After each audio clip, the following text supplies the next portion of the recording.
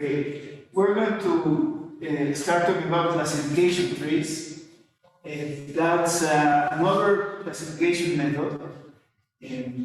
There will be no time to go over neural networks, like there's never enough time to do that. But these classification trees have proven to be very powerful tools, especially with some of the characteristics that one of the algorithms that we're going to be talking about, which is called C5.0, has. So, decision trees or classification trees are essentially a way to structure the process to classify an observation, a new observation, based on the characteristics of the predictor variables. And the way they work is it's just like a tree. That's why they are called the classification tree. So there's some simple examples here. I have salary. I don't know if you see the screen. Yeah, yes. Salary, for example, this particular case, if salary is at least 50,000, then it goes to the left branch. It says, well, do you commute more than 1 hour? If yes, you decline the offers. Possibly this is an example that has to do with whether you accept or do not accept a job offer. Okay? So, if that happens, if you go this route, you decline the offer. Now, if you commute if the commute will be more than 1 hour, if it will not be more than 1 hour, then you go and you check if they offer free coffee. If they offer free coffee, then you accept the offer. And if you don't, then they don't offer free coffee, you don't accept the offer, you decline the offer. So as you can see, this can be structured as a sequence of if then else questions. If salary is less than or equal, is greater than or equal to 50,000, then if I commute, if the commute will be more than 1 hour, no, then do they offer free coffee? And if they do, then I'll accept the offer and so on. So that's the idea of the decision tree. And these nodes here are called the terminal nodes. Okay, so terminal nodes end up with the decision whether you accept the offer or you don't accept the offer. Okay.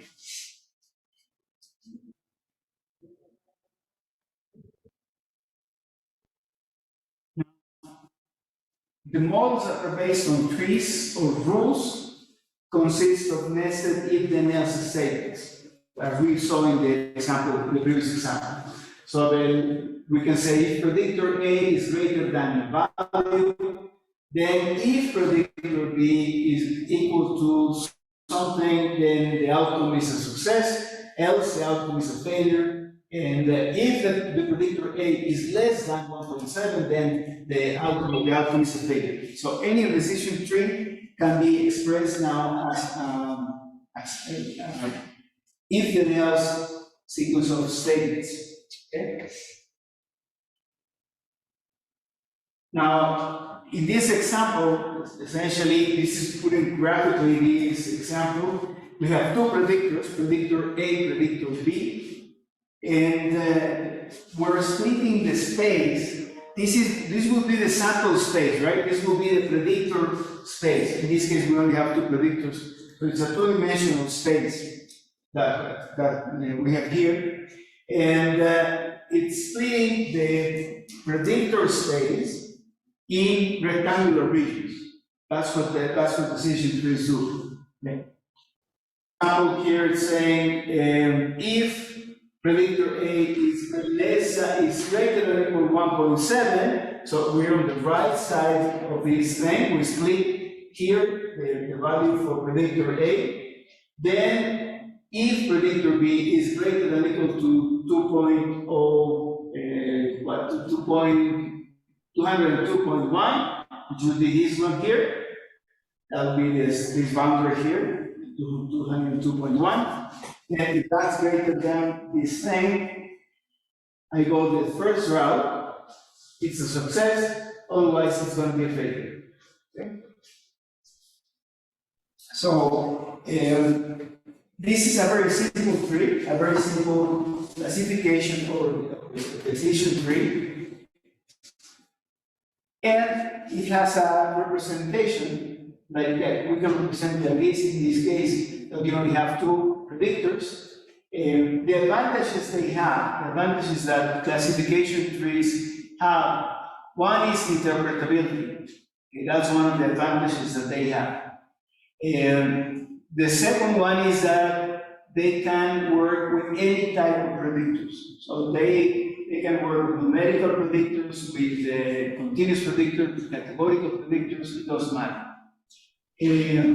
There is little or no pre-processing required because things like outliers and missing values are handled very nicely by these decision trees.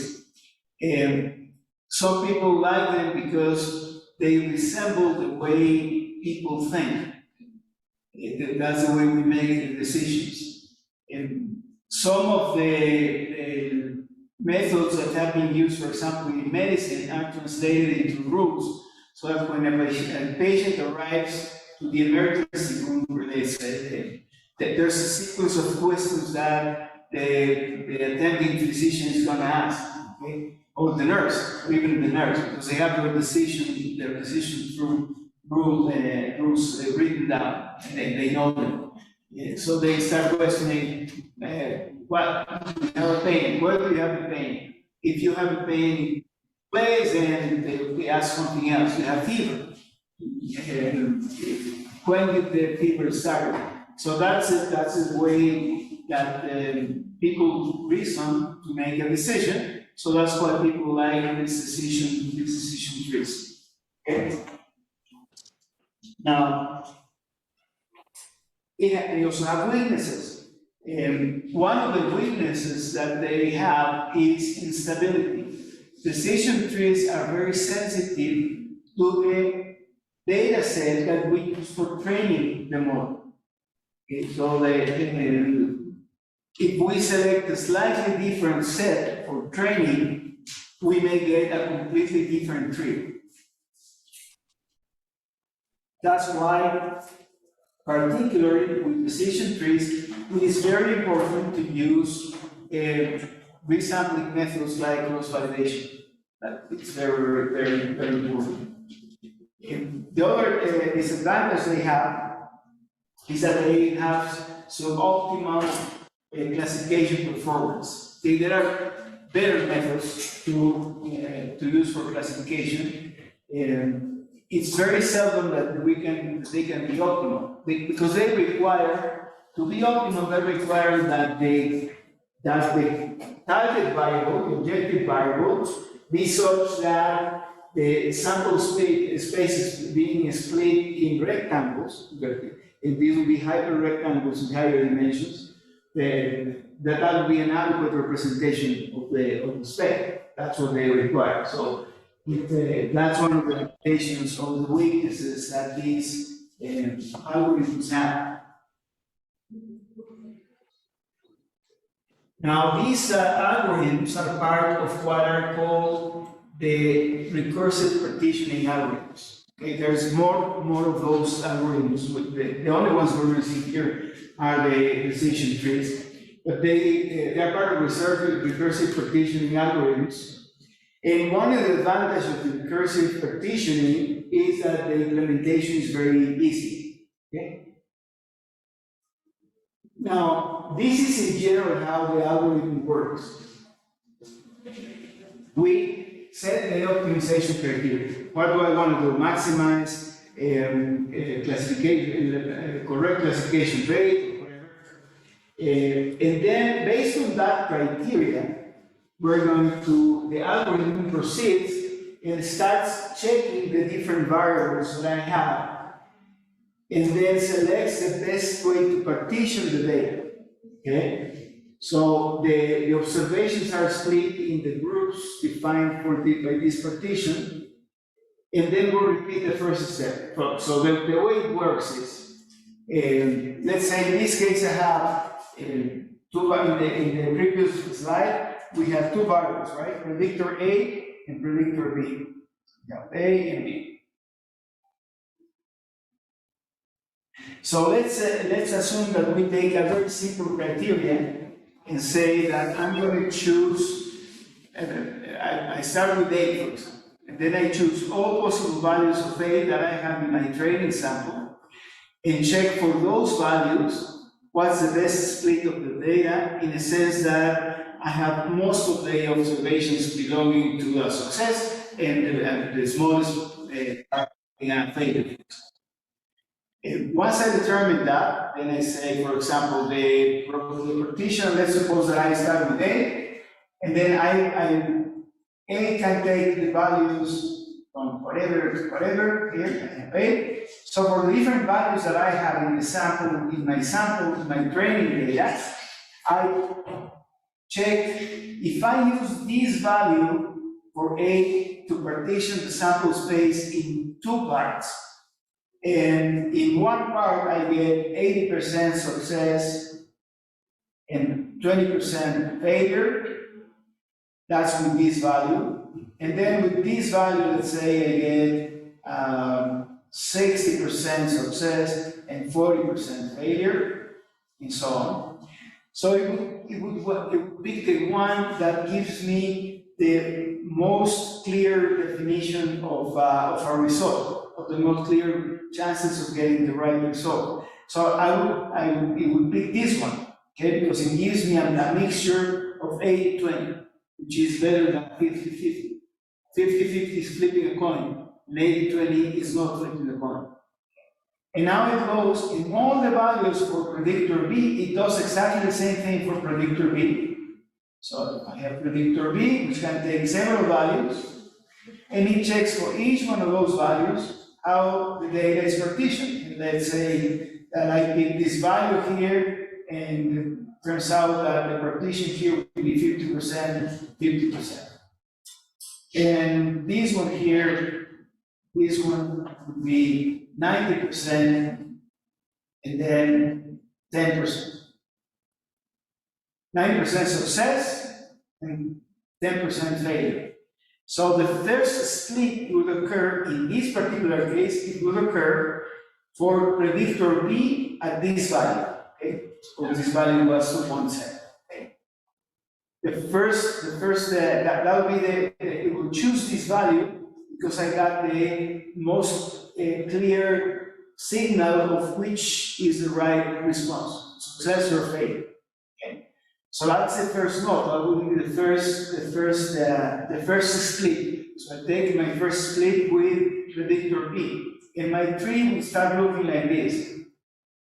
I would say if B is, this is 0.7, if B is greater than 2.7, I'm going to go that way, and if it's less than or equal to 2.7, I'm going to go that way. For the next split, that's my first split. For my next split, what it's going to do, it's going to check again A. Now I have two subsample spaces, right? Once I partition my data, I have two subsample spaces. We go back to this chart here.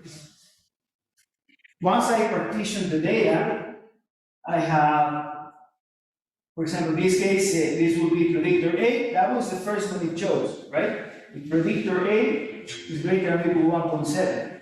Once I know that that's my first split, then I have two sets of data. I have the data to the right of 1.7 and to the left. And then what the algorithm does, it takes this data set and this data set, separate data sets, and does the same procedure. So it takes this data set and says, okay, now I'm working with this subsample. Okay, it's a subset of my sample space, and I'm going to check again for A and B. So I check all possible values of A and all possible values of B, and it turns out that in this case, the best split I got it with B equal to 200 something, right? 202.1. That was my first split.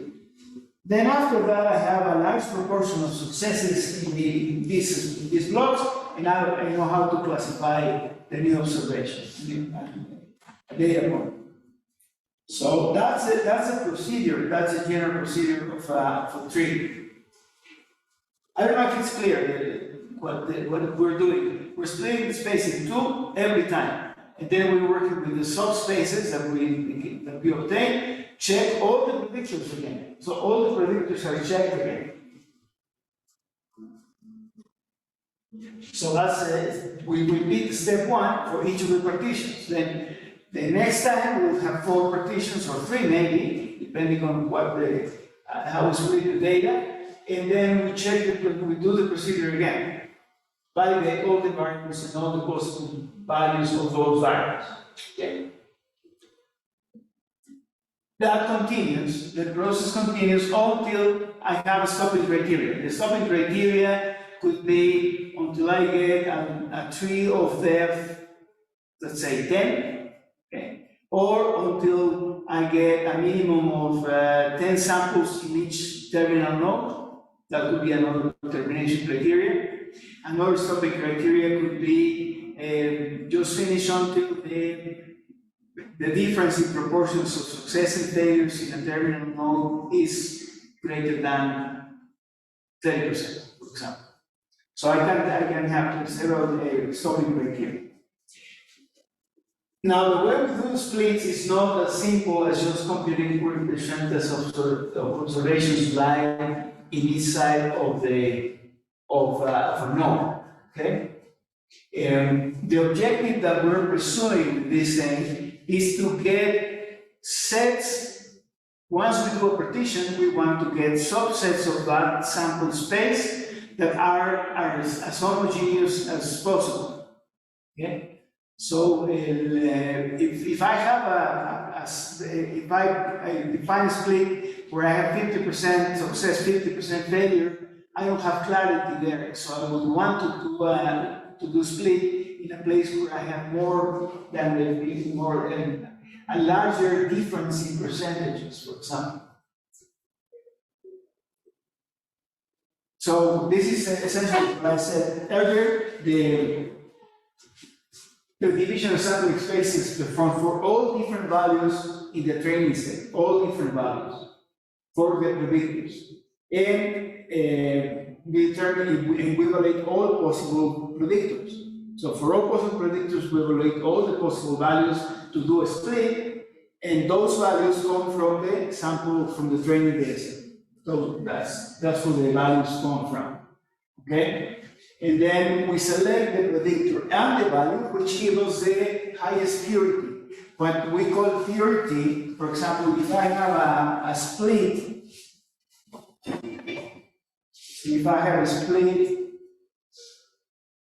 let's say predictor A,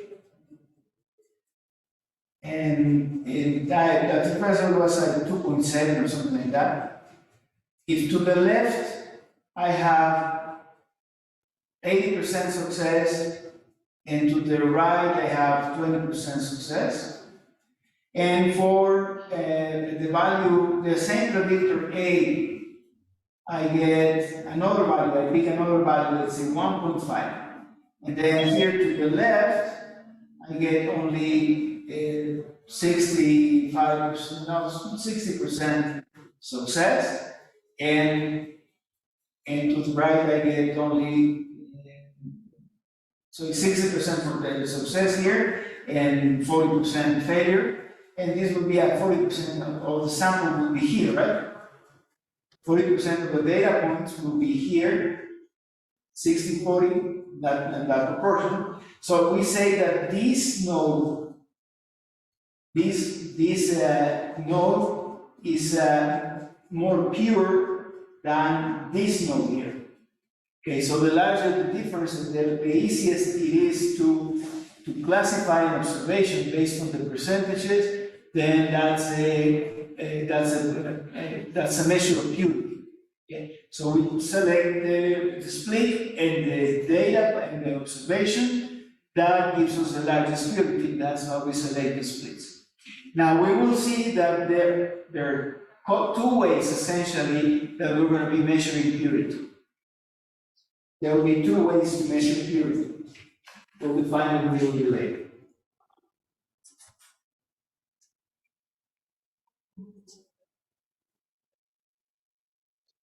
Now, the simplest way would be to use purity the way that we're using it, okay? As getting a large percentage of successes and not getting, as far as I can get from 50-50%, that's the more pure I get, the more purity I have.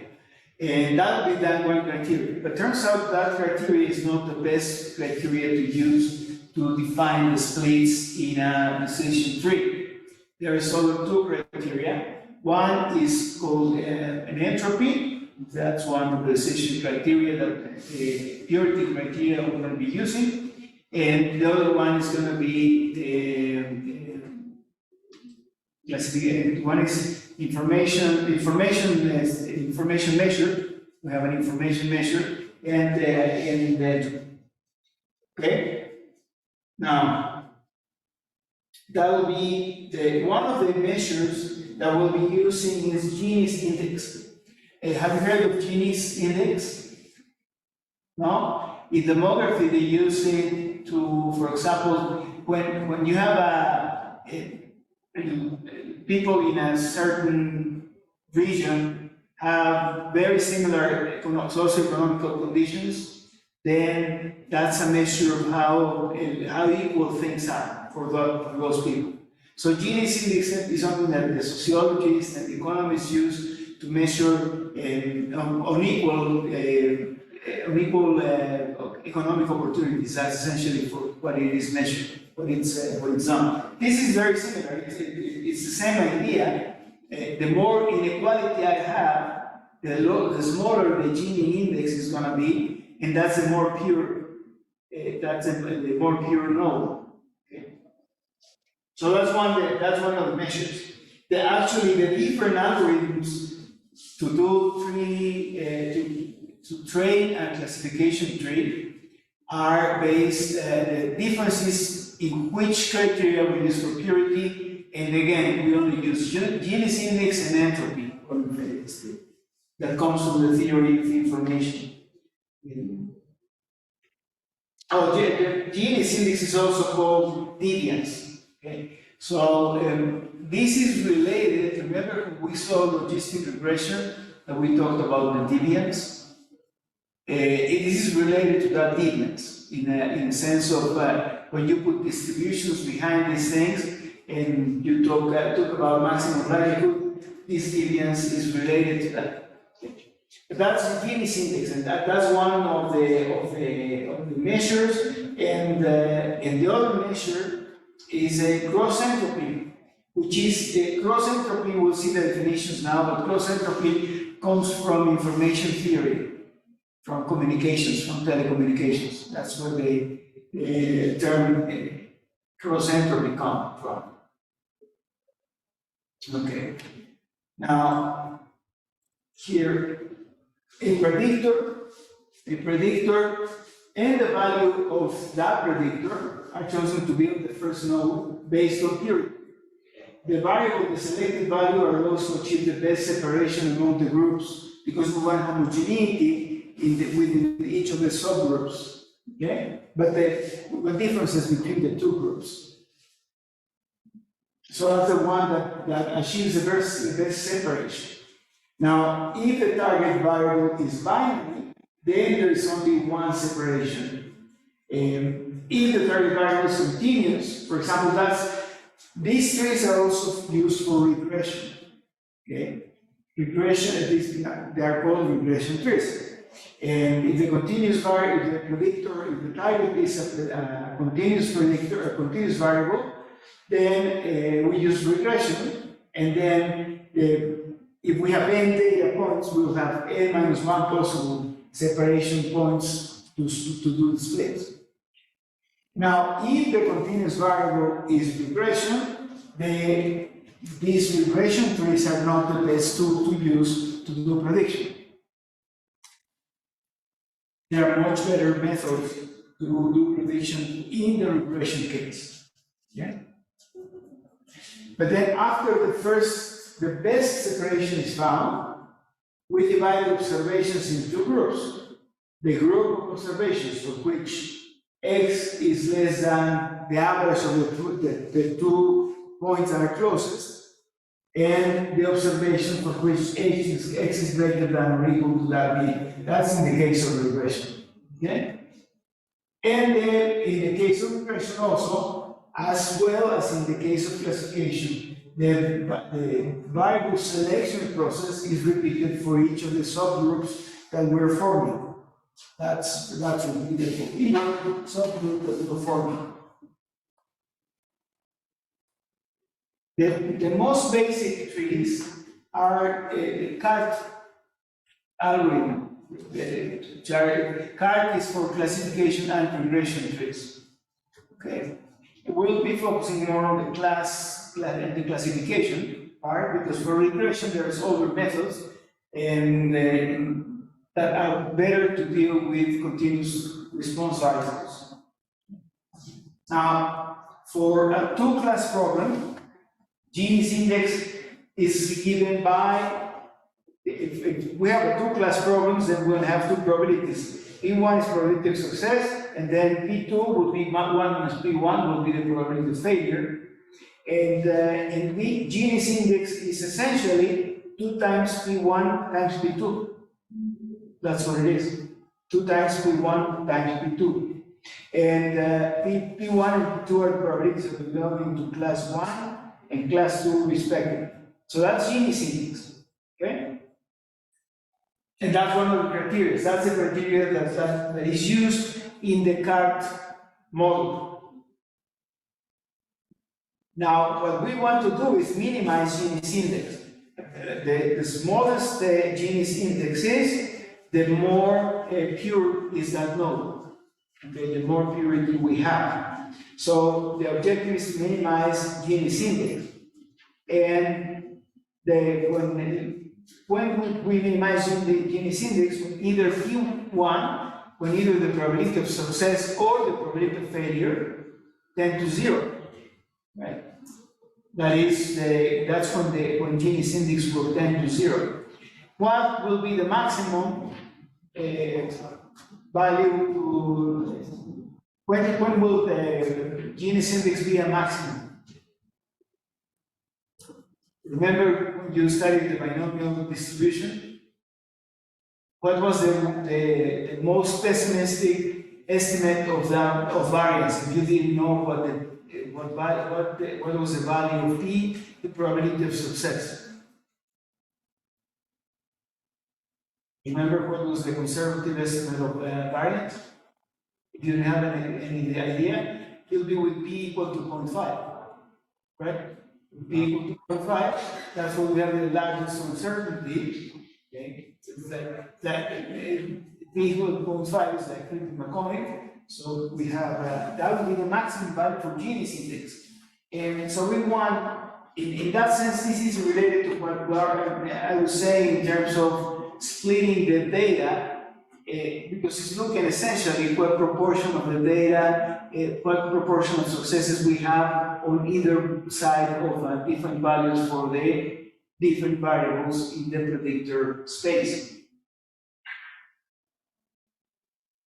Now, the process to find the optimal split is to order the observations so that we minimize the Gini's index. So essentially, we compute the Gini's index. Let's suppose I have a sample where I have my values for A and my values for B, and A goes like 1 minus 1, and 0.5, 0.7, 1.1, and so on, and B takes values 105, 150, and so on. Okay? I have different values for the same. For each value of A and for each value of B, I check what's Gini's index if I take a particular value of A with one, for example, what would be Gini's index if I take A equals to -1 as a splitting point? Then I compute what will be genius index if I take A equals 2.5 as a splitting point, and so on. So I keep computing the genius index for each of these combinations, these possible values. And then I do the same for B. What if B is equal to 1.05? What would be genius index when I split the data? What would be the genius index if I take 150 for value B? And I select the value, the variable that gives you the lowest genius index. That will be for defining the first split. That's a contingency matrix, okay, where we have the two classes, and then we have here the value. We're going to select the value so that if the variable is greater than that value, then I have N11 observations classified as N1 as class 1, and N12 classified as class 2. If I have less than my variable takes a value less than the split, then I will have this number of observations assigned to class 1 and this number of observations assigned to class 2. And my totals, my raw totals, this should be a lowercase n. Okay? This will be my raw totals, and these are my column totals. Then I compute genius index before the split. So I take, before I do a split, what's the value of genius index? Okay. So before the split, the value of genius index will be 2 times this is the n plus 1. This is the usual notation for contingency tables. That will be the total for column 1, because that's the total for class 1, and plus 2 will be the total for class 2. That will be, because it's 2 times that, because I'm estimating these proportions P1 and P2, which are the probabilities of class 1 and class 2. I'm estimating P1 by n plus 1, which is the total of observations that I have in class 1 for this particular split, and divided by n, which is the total number of observations, and n plus 2 divided by n, which is the estimate of P2, the probability of class 2. Those are the sample estimates of those probabilities. Okay? So before I do the split, I compute the same. And I compute the same for all possible splits. So I take all possible values where I can do a split, and I compute the genius index before the split. Okay? Then you can imagine what's going to happen later. I'm going to do after the split and check which of the splits gives me a smallest, largest reduction in the genius index.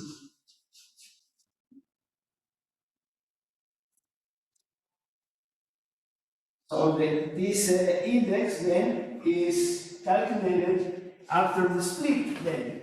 Okay.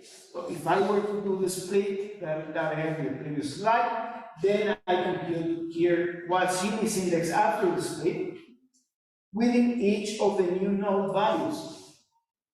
So after the split, I would have, this will be genius index after the split for the greater than split. Okay, this is for the greater than split.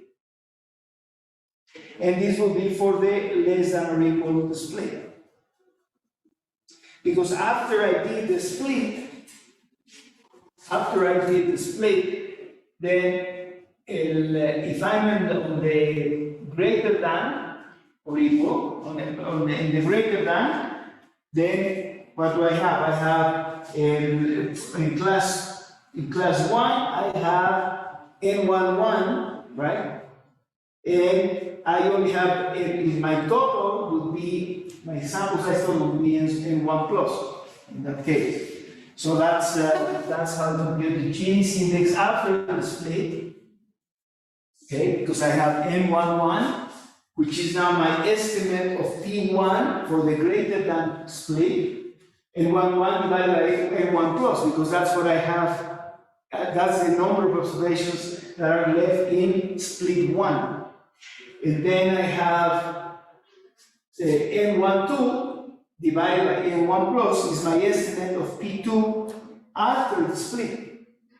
Likewise here, this is the estimate of P1 after the split, after the less than or equal split, and this is my estimate of P2, the probability of class 2, after the second, after the split, for the less than or equal split. Okay, so this will be my P2 estimate. P2.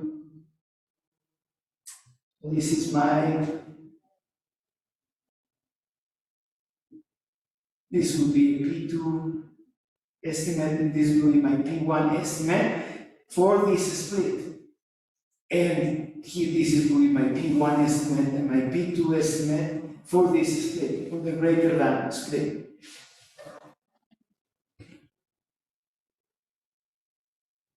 Now, then we combine these values using the proportion of samples in each part of the split as weights, because I have to weight when I combine them, I need to weight them because of I have different number of observations in each of the splits, and numbers change. So I need, after to combine these values, then I weight them with n plus 1 divided by n and n plus 2 divided by n, because they represent the respective weights, which are the proportions that are left in the after the split. And finally, Gini's index to evaluate if that is the right split would be, I will measure Gini's index after the split, and that will be 2 times my estimate of probability of success for the greater than split so this is my estimate of success for the greater than split, and this will be my probability of success for the greater than or equal split, and likewise for the less than split. Okay, but and that will be my Gini index after the split, and then that will be what I use once I have Gini's index before the split and after the split. The point and variable that is chosen to do the split is the one that achieves the largest reduction in the differences between Gini's index before and Gini's index after. Okay, that's how we would select the right split. This is an example with some numerical data there. We have, for the greater than split, we have the number of observations in class 1 is 91, and 30 here, and so on. So a total of 208 observations in this case. Okay? And then I have the Gini's index for the split, and then the weights, these are the weights. And the overall Gini's index is 0.365 for this particular split. Okay. Now this is done for all possible splits. So this is done for all possible values of the different variables. So if I have 80 predictors, then and each predictor has, let's say I have 2 million observations for each of those, for my training data set. Then I have 2 million possible values for each of the predictors, and for each of those I will be evaluating before the split and after the split to select the one. Okay? Now the algorithm is optional. It says it doesn't go exactly absolutely for every possible value. but there are some shortcuts those are to the algorithm that we will not get into here, because we're not going to get into the exactly how the algorithm is implemented, but implementation has some nice computational tricks to make it more efficient. Okay. So for the observations in the split, b greater than 0.97, this would be 0.373, and 0.354 for the observation with p less than or equal to 0.97. This is an example for this particular data set. Okay, when we're taking the split with p, the variable b. And if we want to know if that's a good split, we combine the values. That's the procedure. Okay? Let me go here. Okay. So here, the weight for b greater than 0.197 will be 0.582, which is this value here. And for b less than or equal to 0.197, it will be 0.480. That's the weight. So the Gini index for this field would be 0.365, which is what I have here, that example. Now, once we determine which is the best place to split, after evaluating all possible bifurcation points, so I need to evaluate every possible point where I can split the data. And after evaluating all of those, we select the one that gives us the largest gain in Gini index, that is the largest reduction in Gini index, until when do we stop? We stop until the stopping criteria is met. Stopping criteria could be a maximum depth of the tree, or could be a minimum number of observations in a terminal node,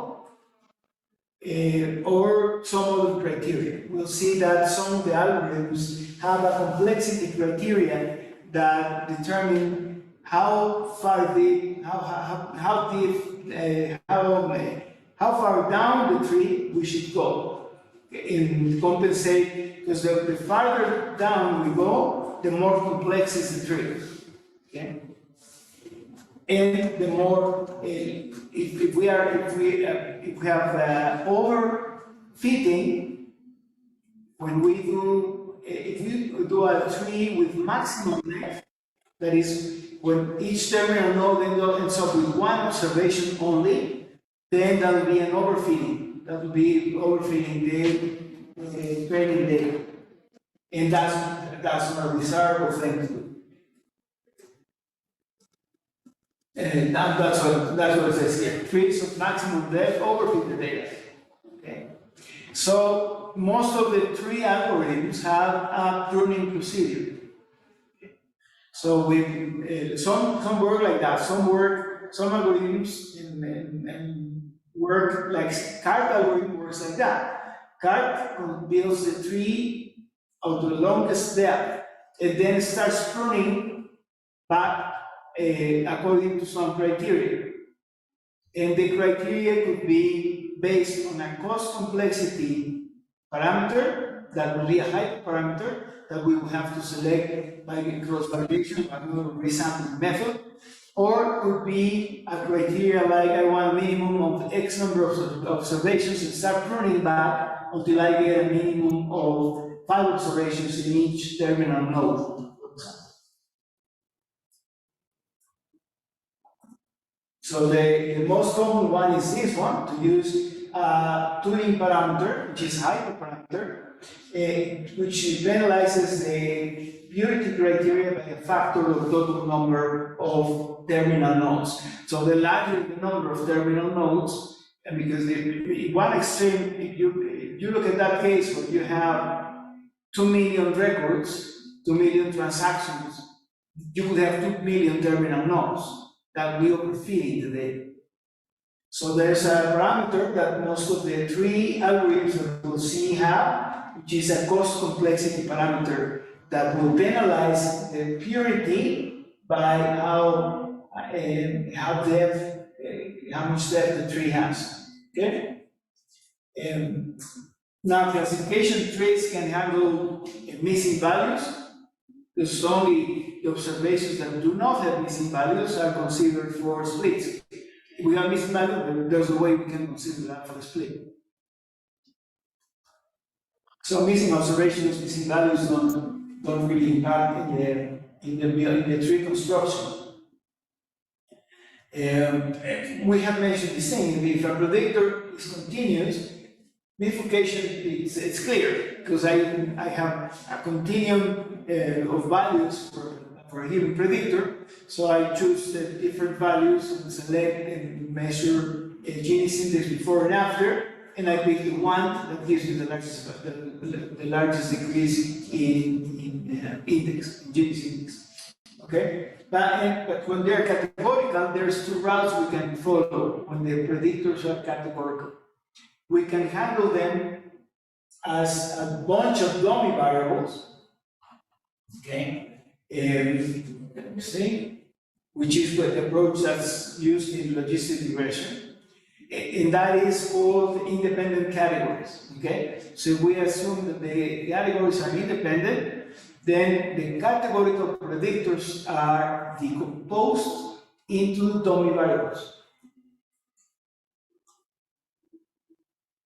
And the other case is when we handle the categorical variables as grouped categories, okay? So in this particular case, each categorical variable enters just the way it is, enters just as it is, if it has 5 different categories or whatever.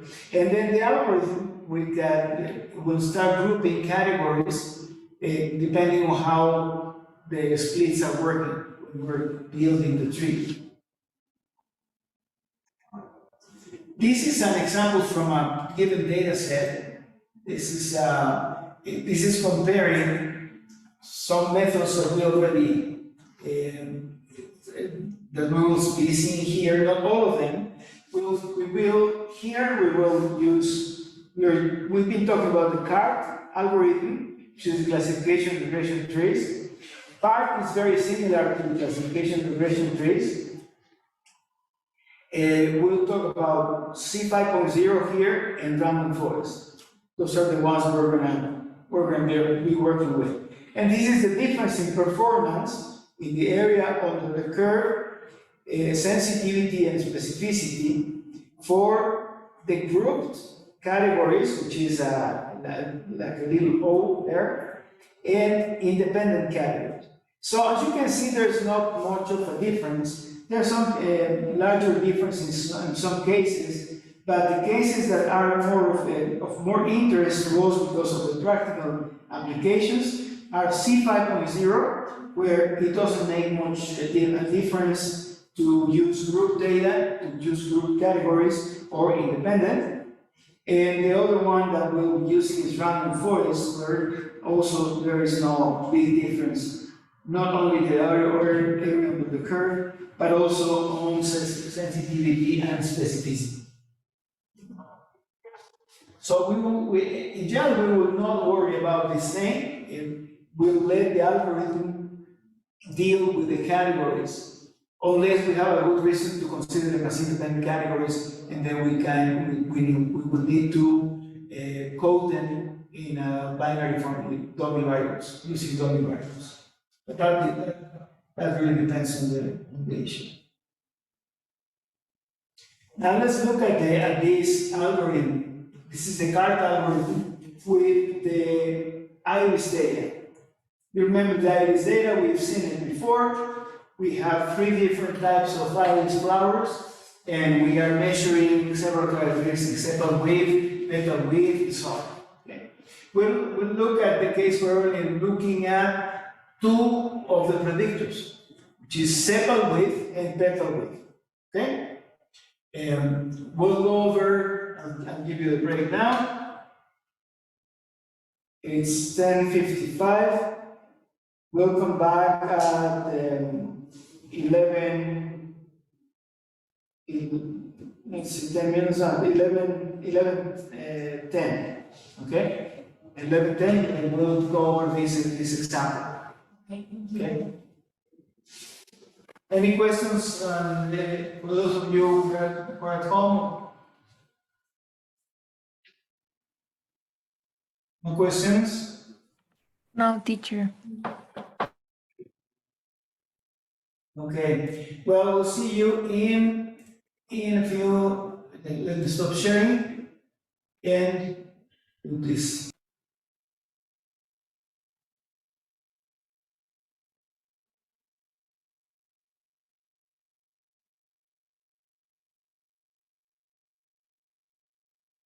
Now let's look at how it works. How this algorithm works with the IRIS data. And as you can see, I'm considering only two variables here: the petal width and sepal width.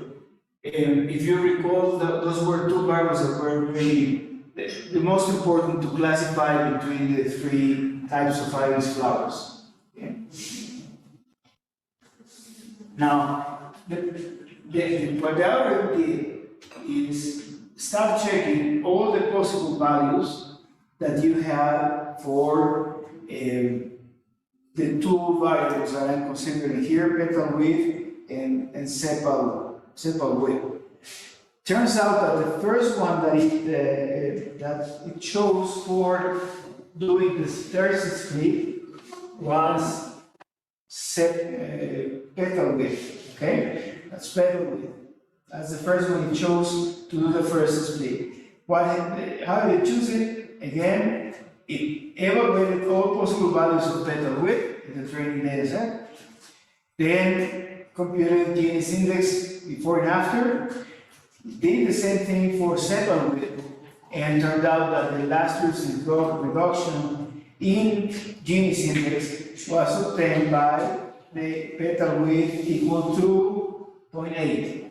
Okay, so that's the first split. So it says, well, my first split is petal width. Now I have two subsamples, okay? I have two subsets of my training data. The one that's here on the right, where the petal width is greater than or equal to 0.8, and the one on the left, where petal width is less than 0.8. Now, if you look at this separation, one of the things is going to be clear is that on this side, on the left side of 0.8 petal width, on the left side, all the observations belong to one class. All of these are setosa. In this side, all of these are setosa.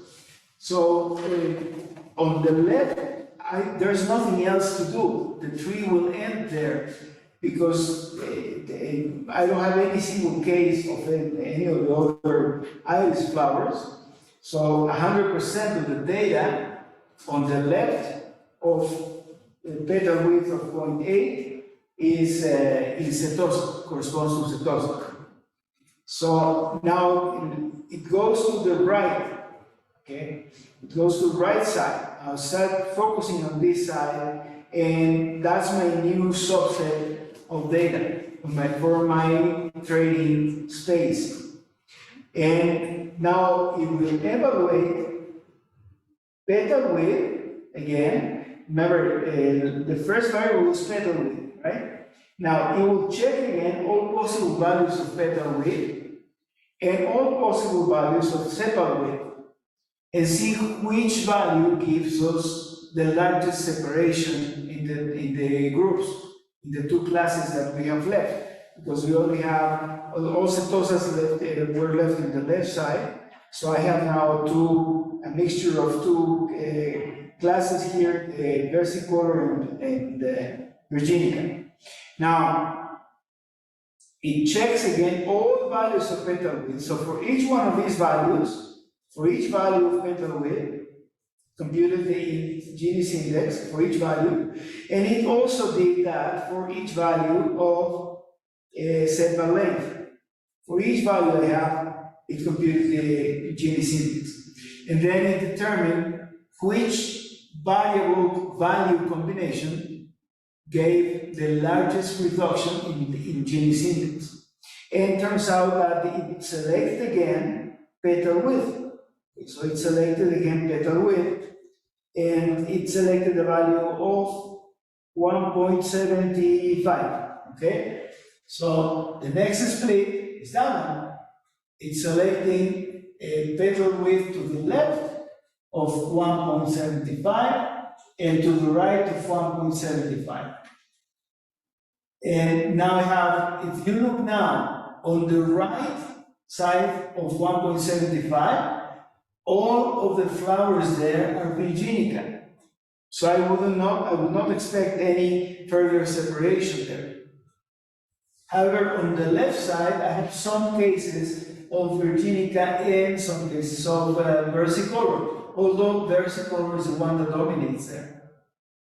So it checks again all values of petal width and all values of sepal width. It checks again all the values. And then it's going to look at the one that gives us the largest reduction in Gini's index. So after it checked all possible values, it turned out that, again, petal width is the variable of value which separates the samples better, and that'll be the third split there. Okay. So it says now, if everything to the left of, if you look at this, this separation it did, everything to the left of 1.35, and of course greater than, because we're already in the greater than 0.08, all of these are versicolor. And the only subsample where I have a mixture of both is this one on this section in the middle.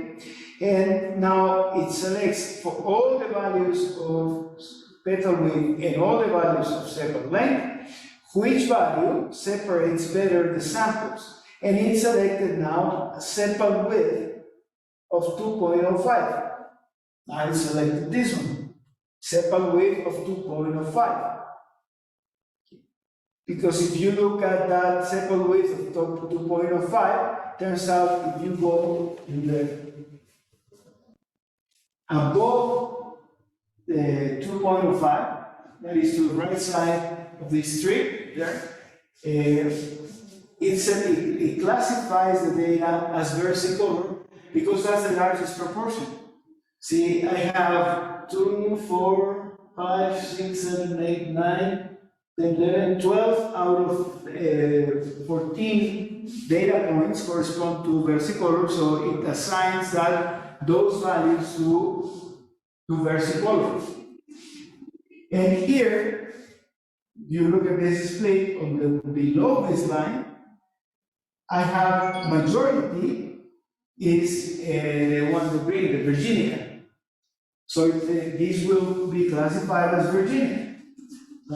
So in a sense, the algorithm is misclassifying. What is it misclassifying? It's misclassifying this one and this one, because those are not versicolor, and it's misclassifying this one. So I have 3 observations that we classified erroneously. That's how the algorithm works. It always partitions the space, the predictor space, in rectangles.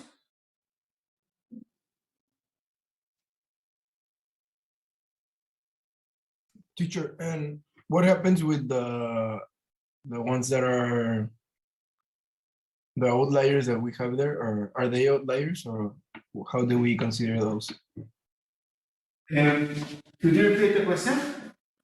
What happens with the values that are circled with blue? Oh, these will be misclassified, okay? The algorithm says that everything above this line and between these two vertical lines is versicolor. So it is misclassifying those because these are Virginica and we classify them as versicolor. And likewise here, everything below this line is being classified as Virginica, but this one is a versicolor, so it's misclassifying that. Okay. So, and that would show in the GG index or the index we were seeing? Now, the GDC index is computed to define these points, okay, these split points. So Okay. GDC is computed before and after each split to determine these partition points, these splits. Now, here the classification goes with the largest percentage. So if here it's classifying all the observations that fall here will be classified as versicolor. Okay. All of them, all the observations that fall on this side of the tree will be versicolor, will be classified as versicolor. Okay. So it's based classifying two observations that correspond to Virginia. Is that clear? Yeah, it's clear. And how do we know when how many misclassifiers we can have, or how much error can we accept? Well, of course, you want to have, in this case, we have balanced samples, right? We have 50 observations from Versicolor, 50 Virginica, and 50 Setosa. So there's balance in my training data. So the criteria could be to maximize the correct classification rate or minimize the incorrect classification rate, the misclassification rate. And this will be very reasonable because it's only 150 samples in total, and I'm only misclassifying 3 out of 150. So the correct classification rate is very good. Okay? Now, of course, the classifier, what you want, if the criteria is correct classification rate, you want a classifier that gives you the maximum percentage of correct classification. If the criteria was area under the curve, then you would want a classifier that gives you a maximum area under the curve. Maximum error under the curve. Okay.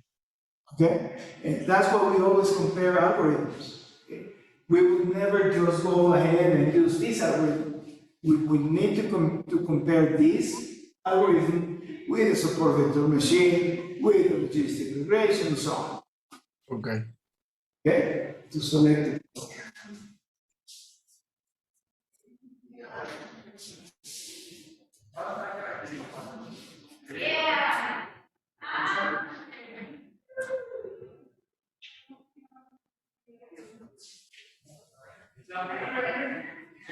This is using the function R bar from the target algorithm, and this is another way of displaying the tree.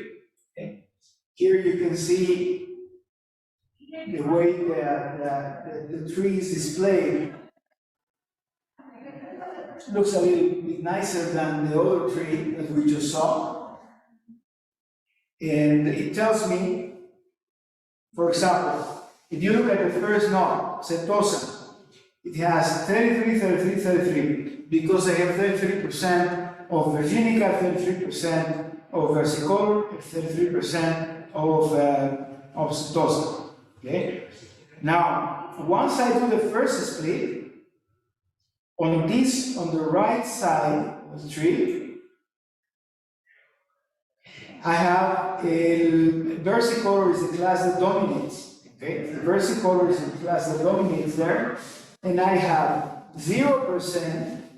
That's why the first zero here is 0% of Setosa, 50% of versicolor, and 50% of Virginia. So, and the number of the observations that fell on this side of the tree were 67% of the observations. On the other side, on the left side of the tree, all of them were Setosa. So I have 100% of the observations in this side of the tree are Setosa, and 0% Virginica, 0% versicolor. Okay. Now, on the right side of the tree now, remember there was a second split, and this one is split here with the petal width less than 1.8 and greater than or equal than 1.8. And if it's greater than or equal to 1.8, it's classifying the flower as Virginica, because that's the largest percentage, right? I have 98% of those that fall on this side are Virginica, so they will classify all of them as Virginica. And on the ones that are less than 1.8 for the petal width, they will be classified as versicolor because that's the largest percentage. At 91% versicolor. Okay?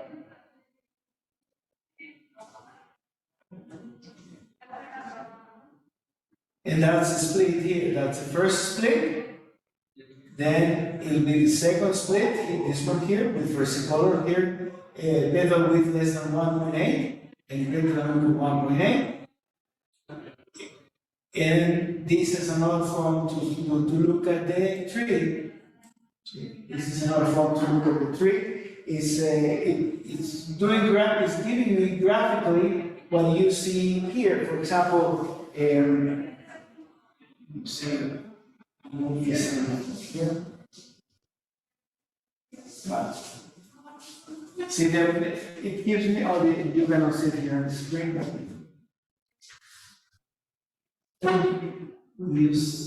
Minimize this. Yeah. So it's a different way to present the results. And here I have the percentages on this one here.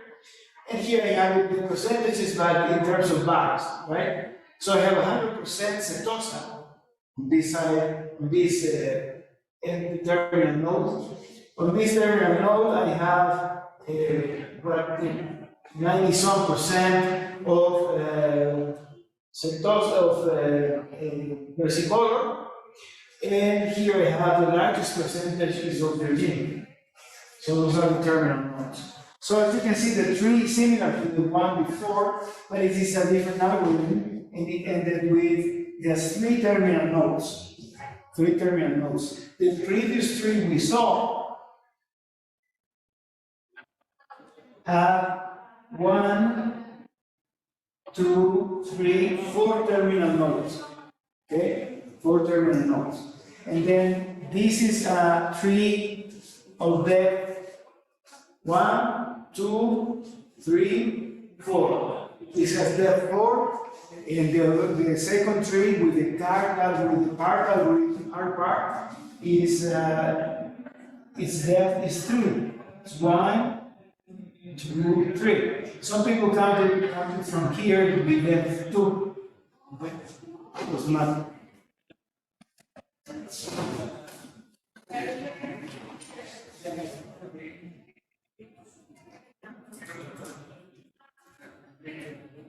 Now we're going to do the same with the hard data, hard disease data.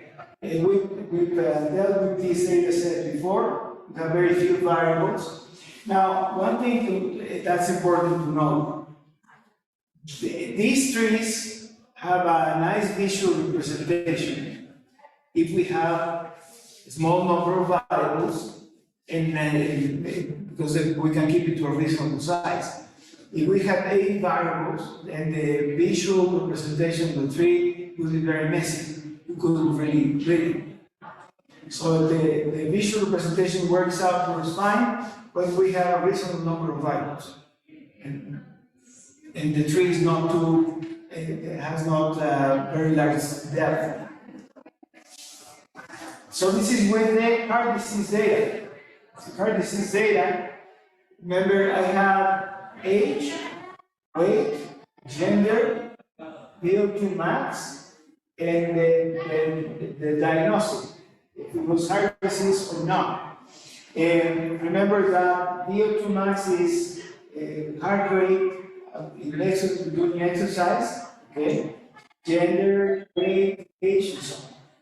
So we did the classification using other methods for this algorithm, for this data set. For the tree algorithm, it selected age as the first node. The first split is given by age. If age is less than 34.5, it automatically classifies every observation as no heart disease. Remember, 0 was no heart disease, 1 was equal to heart disease.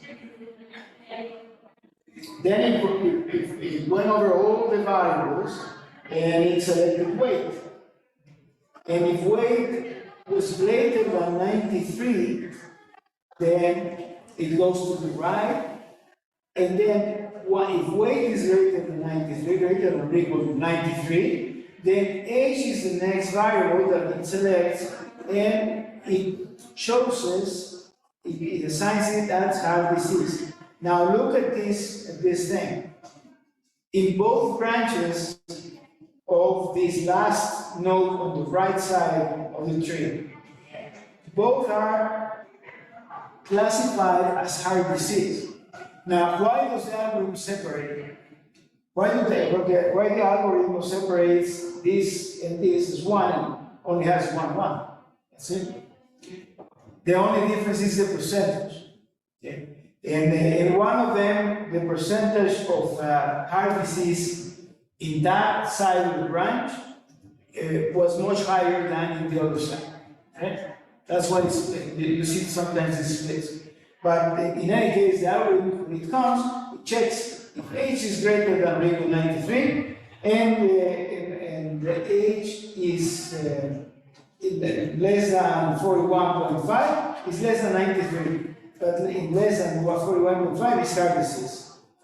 On this side, it has more nodes. Okay? So the trees can have much more nodes on one side on one of the branches than in other branches. That's a natural thing because it depends on the responses. Here, on this side, checks the weight, it's less than 93. Well, now it checks, and if it's less than 75, and its age is less than 45, and gender is less than 0.5, which is zero, right? Gender it's a female, then there's no heart disease. It also classified as heart disease. However, if weight is greater than or equal than 75.45, and gender is greater than or equal to 0.5, and weight is greater than or equal to 87, it's heart disease. If weight is greater than this, but gender is female, it's not heart disease. Okay? That's it. So that's it. That's how these trees are built. It's always making choices between which variable to do the partition by, select the split, and then work with each side of the split, each of the two sides of the split separately, do the procedure again.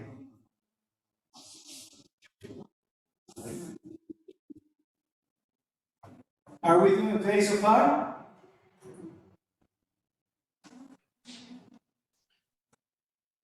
What was that?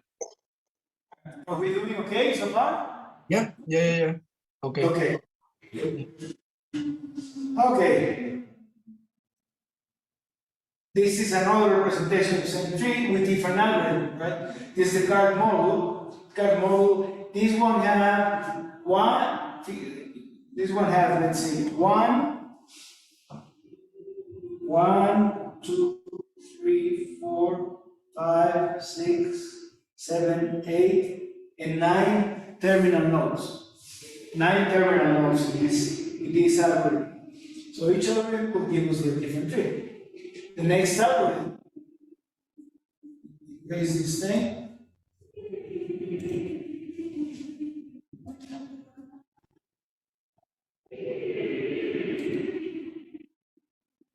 The next one, which is the card model, it gives us only 4 terminal nodes. Okay. But again, here we have the classification. We have The first variable is age. Now the number changed, right? In the previous algorithm, it was 47, something like that. Now it's 41. If age is less than 41, it will classify as non-heart attack. Because 52% of the data, what this notation says is that the 52% of data fell on the left side of the first split. And of those 52% of the data, 16% have a heart attack. So the majority have no heart attack, so no heart disease, so it will classify them as no heart disease. On the right side, if age is greater than or equal to 41, so here, on this side. Now, the next variable is weight. If weight is greater than 93, it will classify it as heart attack. Because I have 100% of the observations in the training data set that fell on this node had heart disease. Okay? If, on the other hand, weight is less than 93, then it checks for weight. If weight is greater than or equal to 77, then it classifies them as heart attack, because 54% of the 18% that fell on this node had heart disease. But if they fell on this side, they were classified as not having a heart disease. And the tree on the right is the same, just a different presentation with bars. Okay, denoting the percentage of heart disease present in that node at the end of the tree. Okay, that is with the heart data set. Okay. Now, I was saying earlier that the three algorithms are usually not as good as some other algorithms like neural networks and supercomputer machines classify. However, there are some modifications that have been done to three algorithms that make them work very well. We'll review first the C4.5 algorithm, which is the predecessor of C5.0. C5.0 is an algorithm that incorporates many good characteristics that make it a very powerful algorithm for classification. Okay. Now, these were developed by Quinlan. C4.5 algorithm was developed by Quinlan. And it's working.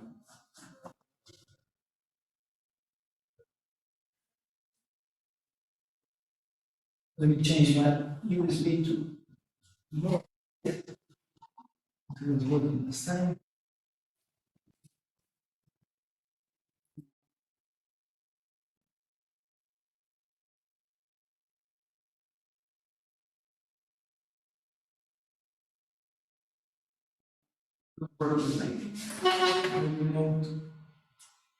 Now, in this C4.5 algorithm, the criteria is not based on Gini's index, it's based on the theory of information, on entropy and cross entropy.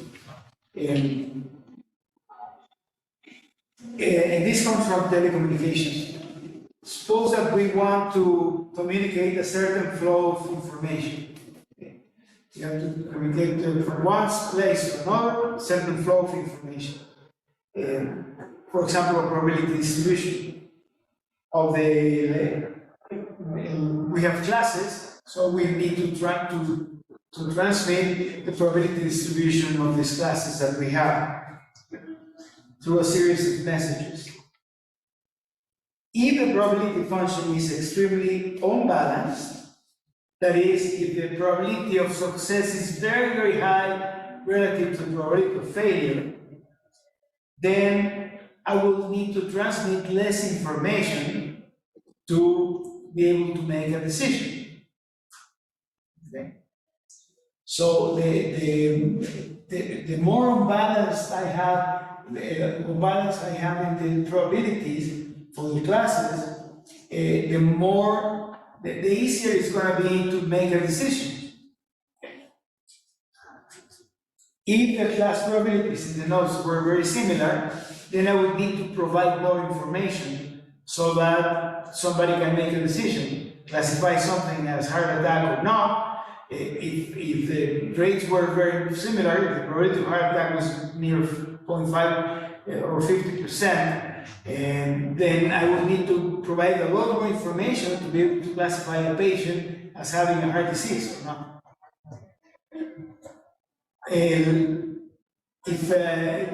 If, however, the probability is much lower, for example, if I have a 1% probability of having a heart disease, then I need to provide less information to be able to classify a patient.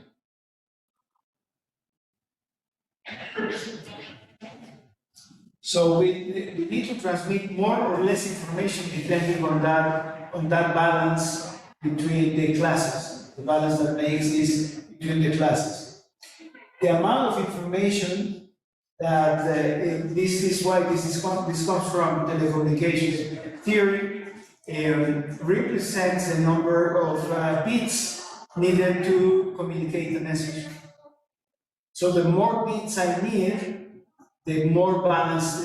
That means that the classes are very balanced, balanced.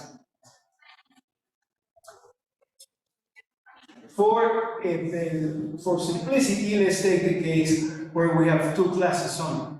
We have two classes only, then and the probability of class 1 is P, then the definition of the information statistic is this: we compute the information statistic as minus P log base 2 of P plus 1 minus P log base 2 of 1 minus P. Why log base 2? Well, log base 2 because this comes from communication theory, which is, remember that a computer works based on zeros and ones, that's it. So it's that's why the log base 2 is used for this statistic, for this information statistic, because it has its origins in telecommunication theory.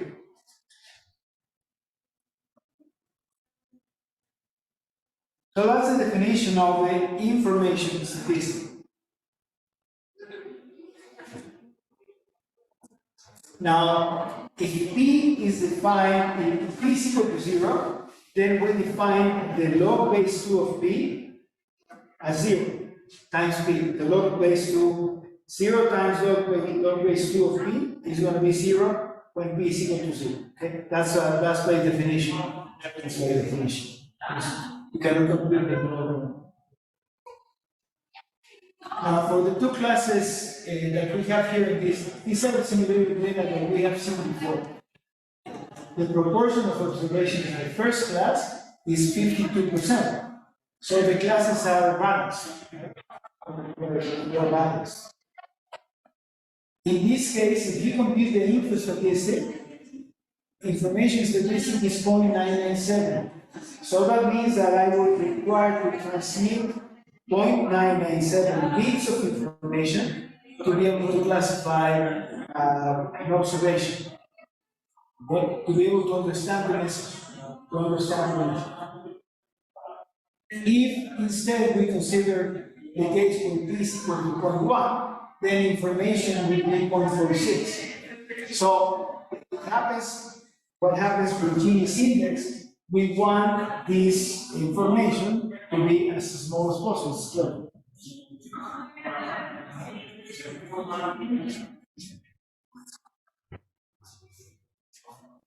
Okay, so in Gini's criteria, or the entropy criteria, we want the smallest value as possible, and that will be the criteria that the C4.5 algorithm uses. That's the one that it uses.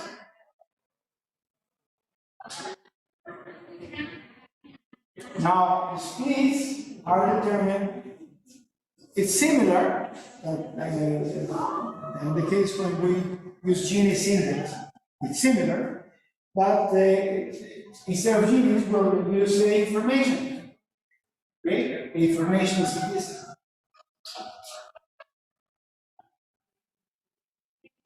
Using the notation that we used earlier, when we have our contingency table and total of observations, and Y1 and Y2, and so on. That's the same notation we used earlier for the contingency table. Then we compute, instead of Gini's before the split, we compute the information before the split. Okay? And information before the split is in the proportion that falls in class 1 times, which is my estimate of the probability of success, times the log base 2 of that probability, minus the proportion that belongs to class 2, times the log base 2 of that estimate of the probability of class 2. Okay?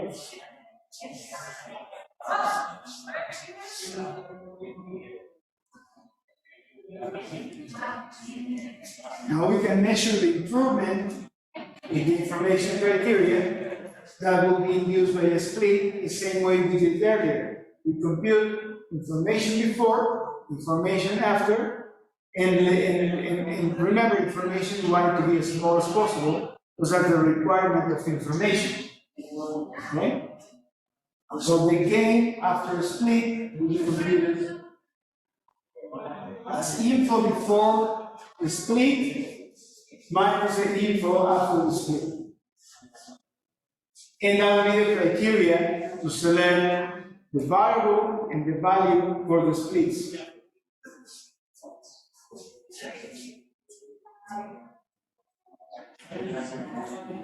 This statistic, this information statistic, is also called the statistic of neutral information. That's another name. Again, that name comes from telecommunications. Now, for the binary split of a content of a table, the information of the split will be the sum of the information values for each of the partitions. It's exactly the same mechanic that was used with Gini's. Exactly the same mechanic. So we have information for the greater than split and the information for the less than split.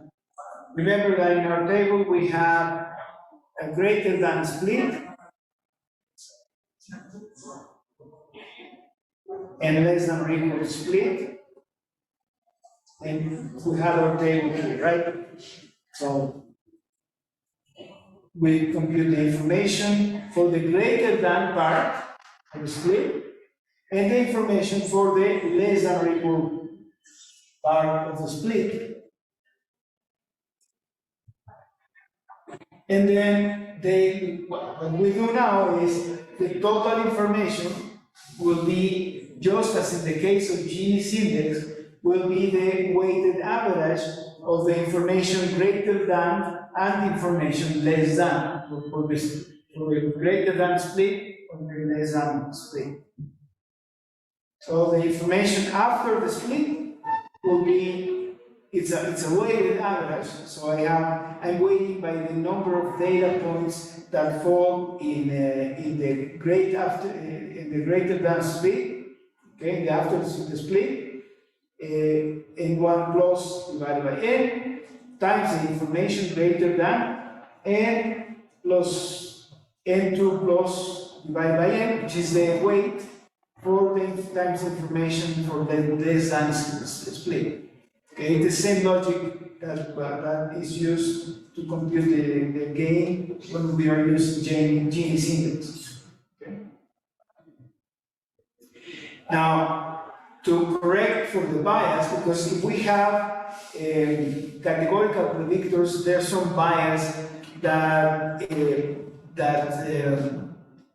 sort of benefits categorical predictors. So to correct for that, we use a gain ratio instead of using just the gain. We use a gain ratio, and that's the ratio between the gain and the total information, the corresponding split. But that's just to correct for bias. And that's essentially the algorithm. As you can see, it works exactly the same as with Gini. There's some minor thing here because with information, the categories of predictors tend to have sort of a preferential treatment, let's say, a preferred. So to remove that bias, that's why we compute the information gain ratio instead of the information gain only. And that's a C4.5. C5.0 will use exactly the same logic, but it incorporates other things. One of the things it incorporates is what's called boosting. And boosting is something that has made decision trees very, very powerful. See, this concept, the boosting concept, was developed originally for classification, but now it's also used for regression. In fact, it does not only apply to tree algorithms, it also applies to other methods. We can do boosting with support vector machines, we can do boosting with neural networks, with logistic regression, and so on. That can be done. It is essentially an approach to improve predictions in decision trees. It was born there to improve predictions in decision trees. But it's applied to other cases also, not only to decision trees. Now, the process is very simple. What boosting does, it sequentially builds trees. Each tree is grown using the information from previous trees. So I draw a first tree. Essentially, in simple words, what this does is the following. I build a tree, then check that with that tree, I review which observations were misclassified. The observations that were misclassified by that of initial tree get higher weight, and I recompute the tree having more weight, giving more weight to the observations that were misclassified by the first tree. I do it a third time, a fourth time, and so on. So I can do as many boosting iterations as possible. So each tree is trained with a modified version of the original set. Each tree. Once the first tree is trained, the second is trained with the residuals of the first tree, and the process continues up to a number k of boosting iterations. Okay? K can be anything. Can be 100, can be whatever. Okay. We use a shrinkage parameter, we call it here lambda. That's to make the process either speed up or slow down. Okay. We can think of this shrinkage parameter as a learning rate. How fast do we want the tree to learn? That's essentially the objective of this shrinkage parameter. This is essentially the algorithm for boosting, for k-boosting iterations. We're working here with two classes, just to simplify also notation.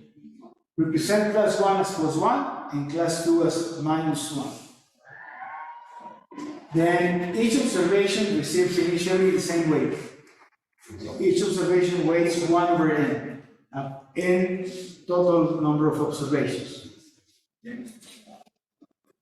Then we fit for k equals to 1 up to capital K, which is the total number of boosting iterations. We fit a weak classifier using weighted samples and calculate the kth observation error. That's denoted by E, I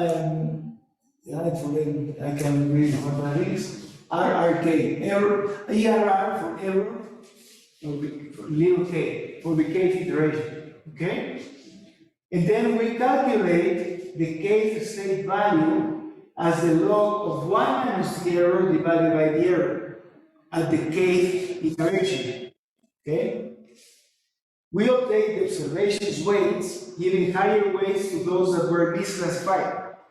So we reweight all the observations instead of having equal weights as it happened the first time.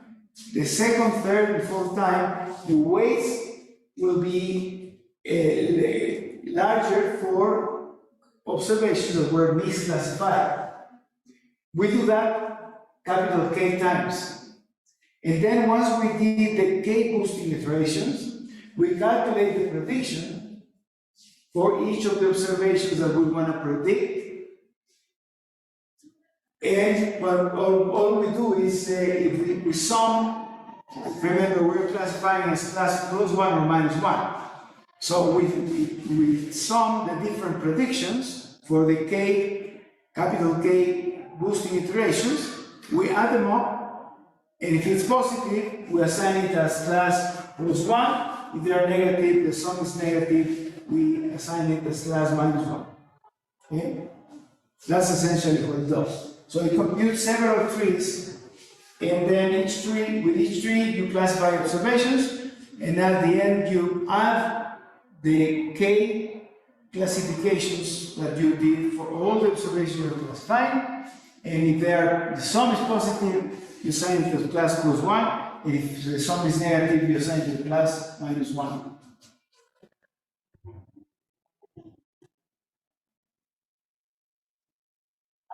And finally, the C5.0, this is an algorithm that has worked very well. In the project we did with a bank here in Mexico to prevent money laundering, they wanted an algorithm that could be translated into rules, into if then else, so that they could justify when they stopped the transaction or investigated a transaction as possible, as being a possible money laundering transaction. The C5.0 worked very well, as well as the support vector machines and other languages, and more black box. The advantage over C4.5 is that it includes boosting. So C5.0 has in its algorithm the capability to do boosting. And it also incorporates a cost matrix. So I can have a cost matrix to, if I may have different costs if I misclassify. For example, in the case of money laundering, I can, one is, it's an unusual transaction. We call it here unusual. I'll call it, just for shortness, I'll call it money laundering. Right? 1 is money laundering, and 0 is no money. Okay? Now, my actual, this is my actual 0 or 1, and my predicted 0 or 1. This is the predicted. If I have a transaction that is not money laundering and I classify it as money laundering, I have a cost here of that mistake. If I have a transaction that is money laundering and I classify it as not money laundering, I have no cost here.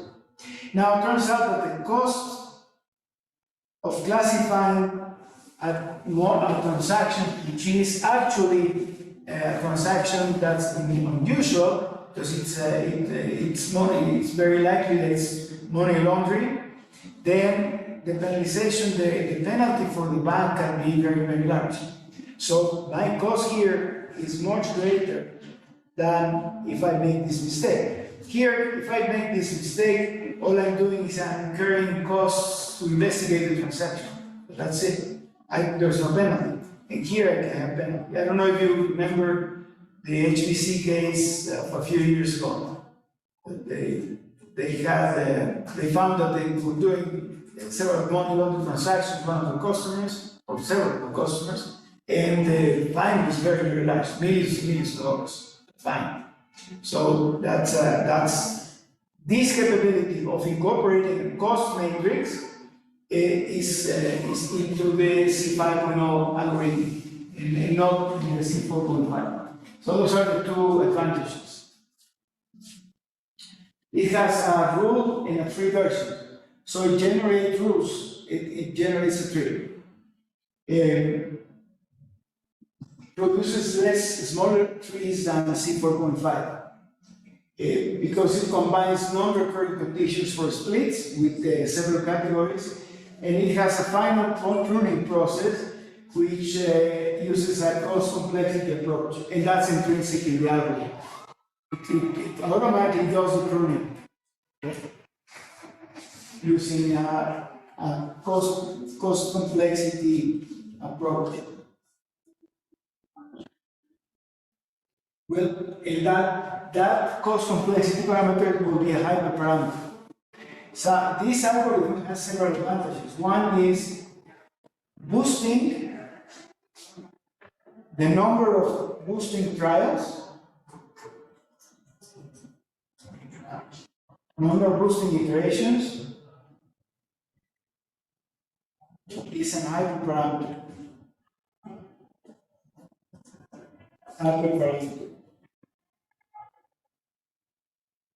And I can write like that. And also here, the cost complexity, which we call here CP, is another hyperparameter.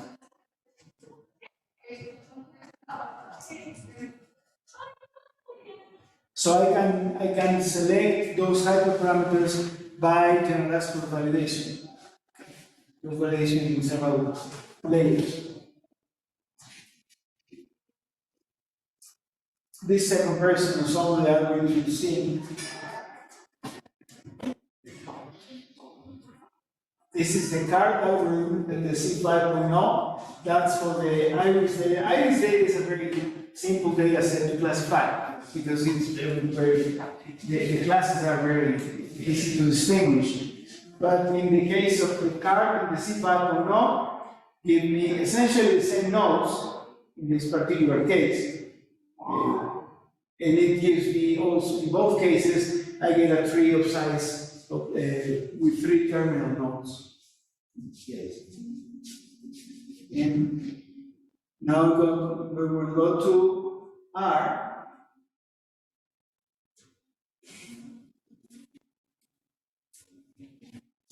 Okay.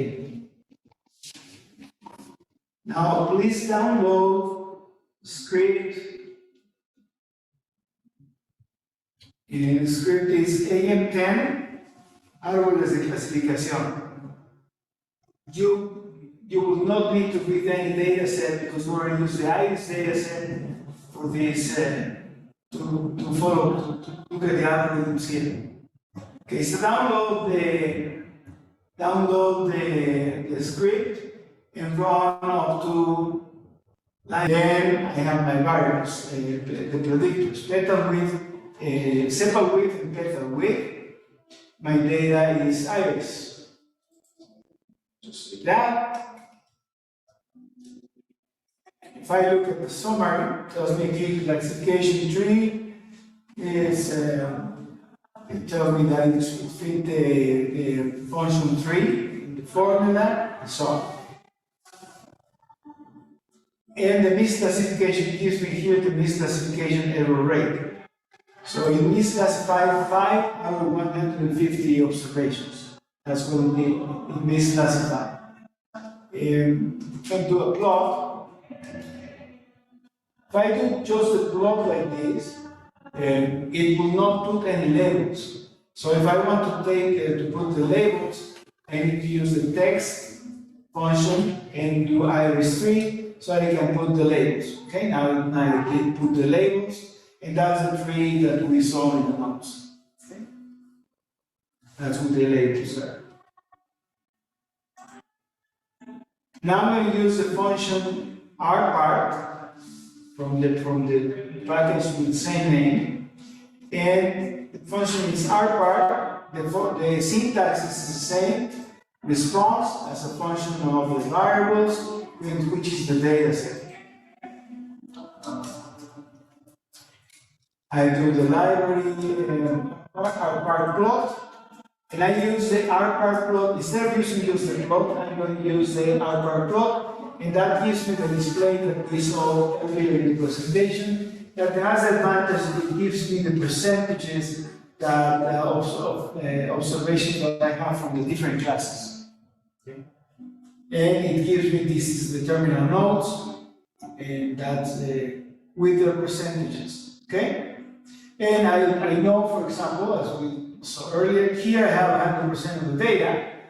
Then once I go to this side, to the left side, I have 33% of the data points are here. So they were Setosa. The other three, there are 66% are here. Okay? That's the display that's here. We can also use a function called library called partykit, which is useful to plot several trees from different algorithms. And I use the plot, and then it gives me this plot. It doesn't look as nice as the other one, but it gives me the bars indicating a relative frequency for each of the different classes. That's with the party key. Now, C5.0 comes from the package C50, and I'll do the fit with the C5.0. The syntax is the same, okay? And if you see, I'm using the function as party to plot it. There's no function to plot the C50 except the plot which is without the labels. Without the labels, right? But here, if I can get a similar plot, I convert the iris C50 model. This is already the model. I convert it to as an object ASCII party to be able to make this plot. Okay, and that's the plot I just made here, which gives me the percentages of observations for each class in the terminal nodes. Now let's work with the heart disease data. And we're going to, this is the heart, no, that's not true. You have to read this file, but you already have this file in your laptops, I think, because we already used it before. It's a heart disease.csv file. Okay. You must have it already in your desktops. Open the connection. Oh, because I didn't copy the file. Jesus.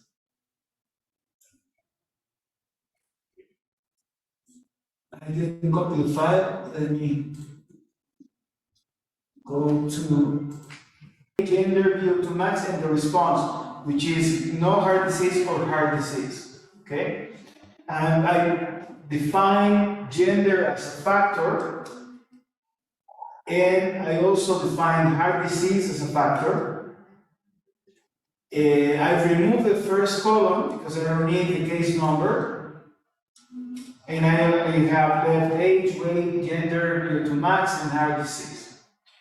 Now I'm going to separate, as we said, we need always to do this thing, separate my data. I'm going to use 80% for training and 20% for testing.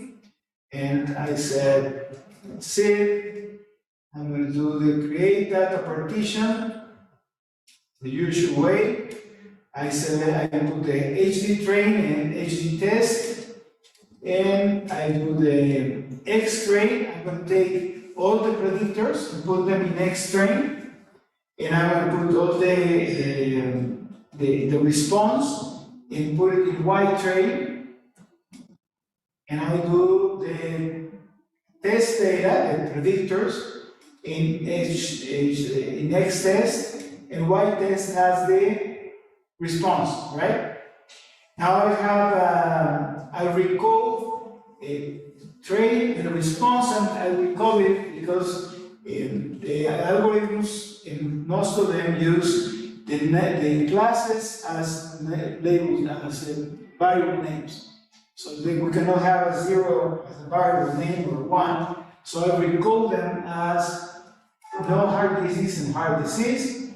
And the same, I do the same thing with the test data. Okay. Specify the levels, and that's the basic tree. The first, remember, the first algorithm we used was the tree algorithm, and that is the summary, and this is the plot with the labels. Okay. And that's again the tree that we saw earlier in the notes, where we have 1, 2, 3, 4, 5, 6, 7, 8, 9, 10 terminal nodes. Okay? That's with the tree algorithm. Now, 3HT, if you look at this form, this gives me the tree is in terms of, it's almost like an if then else type thing. For example, these can be used to program. You can write a compiler to read this thing and translate that into if then else instructions. So that's one of the advantages of these tree algorithms. Now, I'm going to do a prediction. And to do the prediction, I use the same function we've been using. That's a predict function. I just provide the name of the model. The model is 3HT, and I provide my predictors for the test data, and type equals class, because I want to do the prediction for the classes here. And now I can compute the confusion matrix, okay? Confusion matrix, the syntax is the same, it's predictions, and then the reference. The reference is the response, the actual response on the test data set.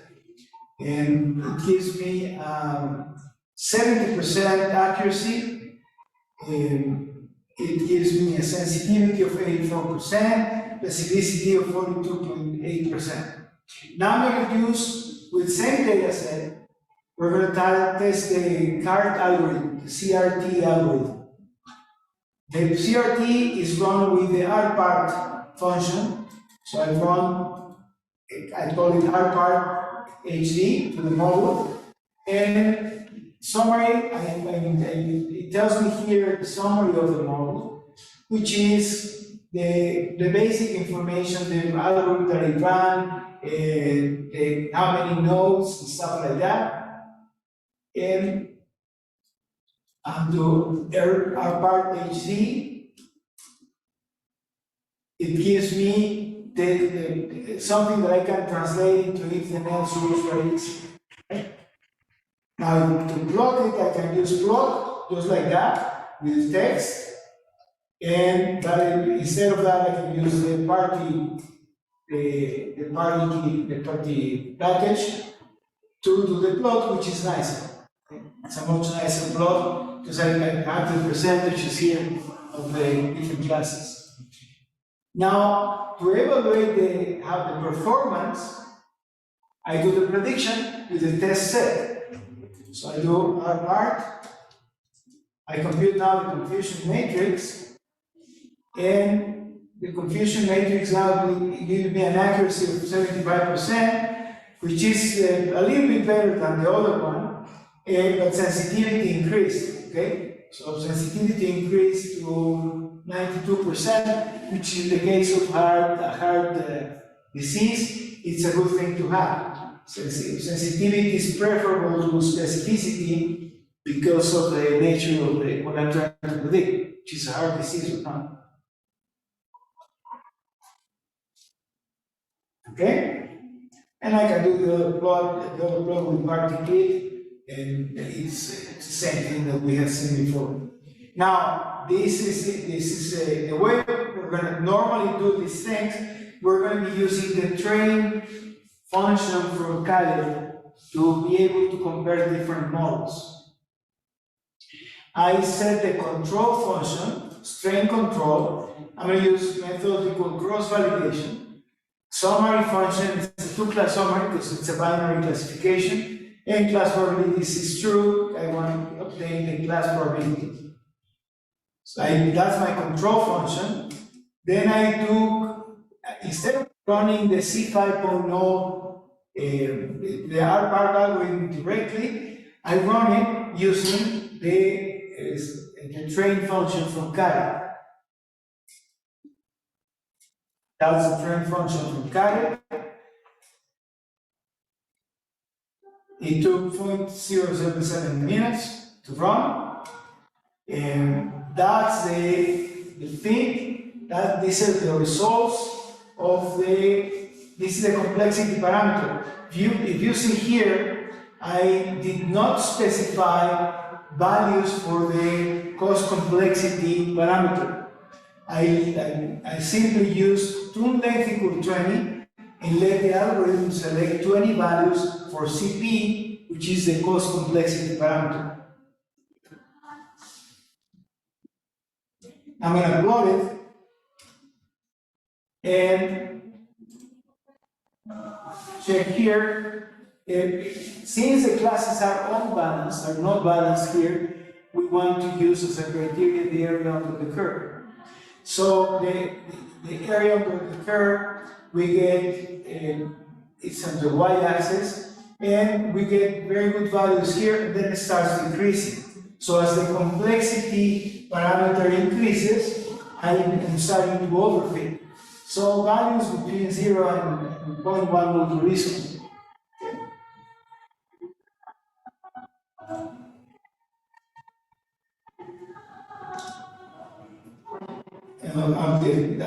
We've seen what the model has. All models that we compute with the Kaggle function train will give us exactly the same information. Okay? So they provide the same information. Now, I'm going to plot it as a parity.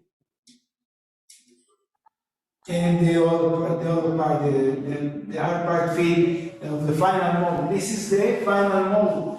This is now with the test, this is the final model, but it's still with the training data, okay?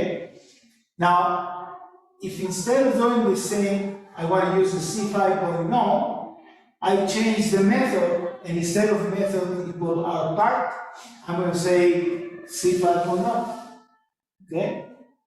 So it's, I think it's C, I forget if it's C50 or C5.1.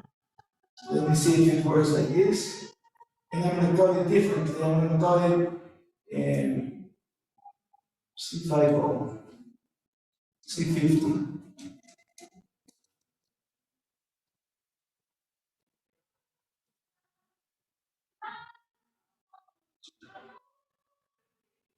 Let me see what the words were.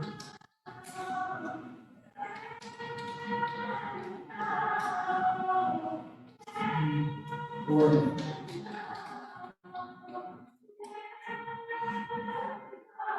Okay. I left the tune length equal to 20 here. It tells me that there's two hyperparameters here. Trials, there's actually 3 hyperparameters in the C5.0 algorithm. One is we now, the other one is splits, not trials, sorry, trials, which is the number of Boston iterations that I can have. Trials. And the third hyperparameter that I have here is we now, trials, and 3 or rules. Okay? So I gave you 20 values here. I'm going to use a length 10. C50 fit, I'm gonna fit it again.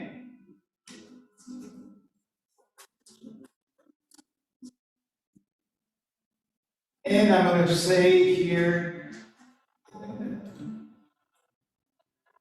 it is not our bar, I called it C50, right? C50, C50 fit. See, it's selected. Then for the hyperparameters, it selected rules. Rules generates a rule solution instead of a tree. Tree generates a tree. Then we know, what we now does, it's a variable selection. It selects predictors, okay? We now either we select predictors based on their impact or we don't. So it's true or false. And then trials, it tried from 1 through 90, when in fact the trials, the maximum of trials would be something like 11 or something like that. Because we have to, the number of variables is very small. Okay? Doesn't matter, I can do the plot now. Plot C50.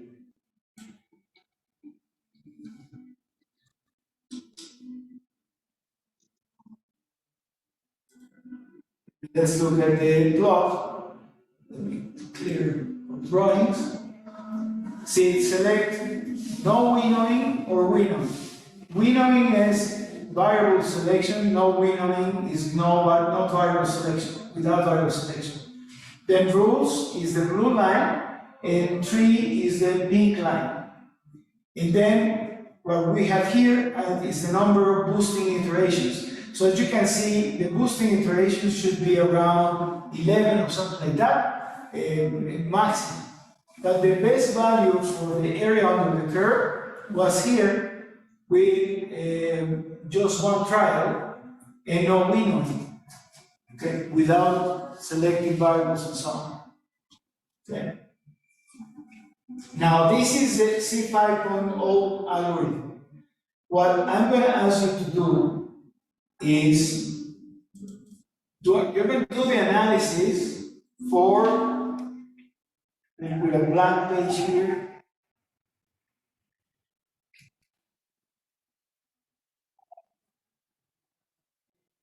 PowerPoint, and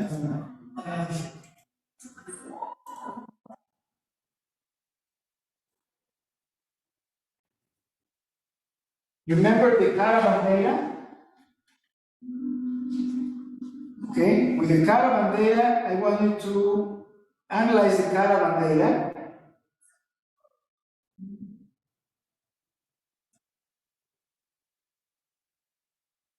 Caravan.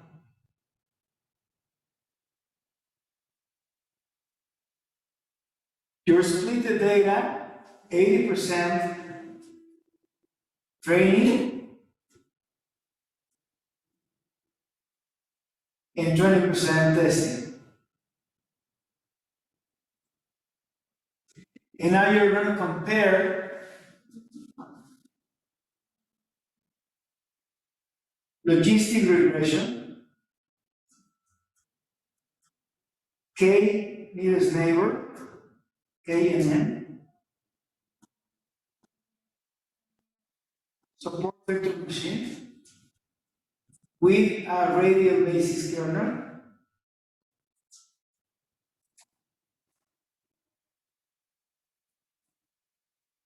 and C5.0. Okay? C5.0. And try C5.0, support vector machine, and then compare the models with the graph that we have done before, comparing the box plots. Okay?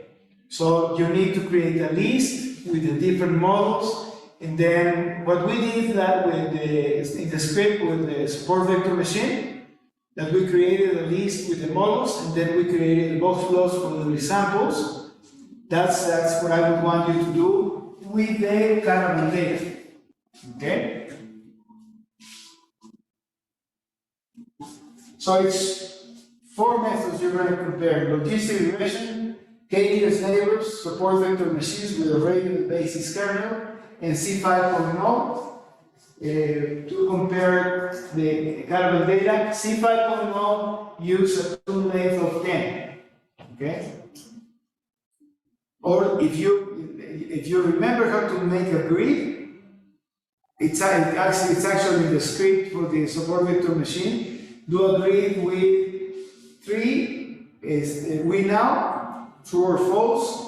Then it will be, the other one will be 3 or rules, okay? And boosting iterations, try 5, 20, and how many variables did I have here? I forgot. But let's, or just do a tool length. Don't complicate yourself with that. Just do a tool length of 20. For this one, use tool length